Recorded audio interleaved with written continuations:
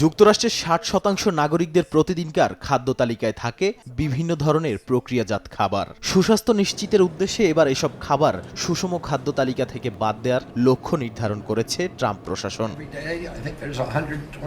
দেশটির স্বাস্থ্যমন্ত্রী Robert F Kennedy junior প্রক্রিয়াজাত খাবারগুলোকে দীর্ঘস্থায়ী নানা রোগের প্রধান কারণ বলে অভিহিত করেছেন। সিনেটে তিনি জানিয়েছেন, এ ধরনের খাবার শিশুদের জন্য বেশি ক্ষতিকর, তাই সাপ্লিমেন্টাল নিউট্রিশন অ্যাসিস্ট্যান্স নামের কেন্দ্রীয় কর্মসূচি থেকে খাবারগুলো বাদ দেওয়ার অঙ্গীকার করেন তিনি।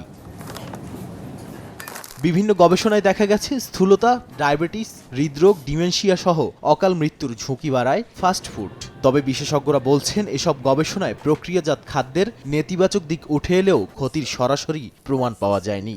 আর উৎপাদনকারী প্রতিষ্ঠানের যুক্তি, এসব খাবার যেমন নিরাপদ তেমন সাশ্রয়ী। নাদিম মারজান, সময় সংবাদ।